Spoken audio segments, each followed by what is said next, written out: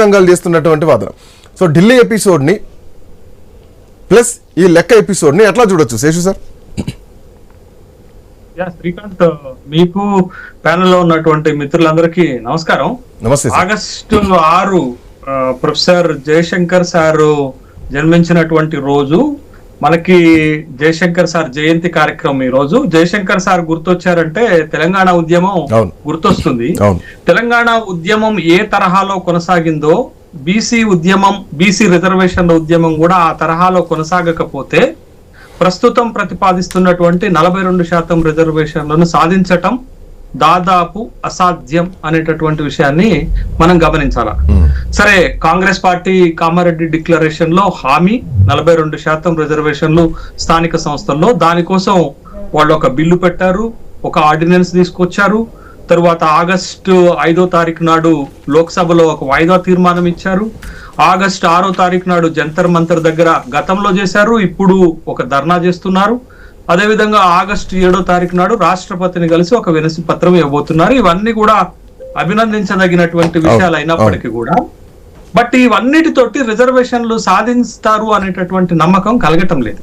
ఎందుకు అనంటే ఇవాళ రిజర్వేషన్లు సాధించాలి అంటే ఒక్క రాష్ట్ర ప్రభుత్వమే తన ప్రయత్నాలతోటి రిజర్వేషన్లు సాధించలేదు అనేది చరిత్ర చెప్తున్నటువంటి ఒక అంశం. భారతదేశం స్వతంత్రం వచ్చిన తర్వాత ఈ 77లో జరిగినటువంటి అనేక సాక్ష్యాలు రుజువుగా నిలబడ్డాయి. కాబట్టి ఒకవేళ కాంగ్రెస్ ప్రభుత్వము, రాష్ట్ర ప్రభుత్వము రిజర్వేషన్లు సాధించాలి అని అనుకుంటే కేంద్ర ప్రభుత్వంతో సమన్వయం చేసుకొని రిజర్వేషన్లు సాధించాలి. అంటే రాష్ట్ర కేంద్ర ప్రభుత్వాల సమన్వయంతో ఈ రిజర్వేషన్లు సాధించగలుగుతారు అనేది వాస్తవం. ఎందుకు అంటున్నాను, దీనికి ఒక ఎవిడెన్స్ ఉంది. మనం ప్రతిసారి రిఫరెన్సెస్ ఏం పెడతామంటే తమిళనాడులో జయలలిత 69% రిజర్వేషన్లు సాధించకొచ్చింది అని రిఫరెన్స్ పెడుతున్నాం కదా.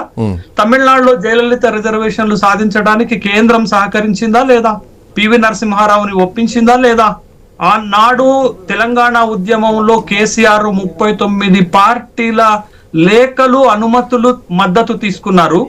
కేంద్రం కూడా అక్కడ జాతీయ స్థాయిలో ఉద్యమానికి ఊపు తెచ్చినటువంటిది. ఇవాళ కూడా ఈ రిజర్వేషన్లు సాధించడానికి ఇవాళ జరిగిన జంతర్ మంతర్ లో కనిమొళి వచ్చినట్లుగా కనపడుతుంది. కనిమొళియే కాదు, స్టాలిన్ మద్దతు కావాలి, అఖిలేష్ మద్దతు కావాలి, తేజస్వి యాదవ్ మద్దతు కావాలి, మమతా బెనర్జీ మద్దతు కావాలి, నితీష్ కుమార్ మద్దతు కావాలి, చివరికి చంద్రబాబు నాయుడు మద్దతు కూడా కావాలి.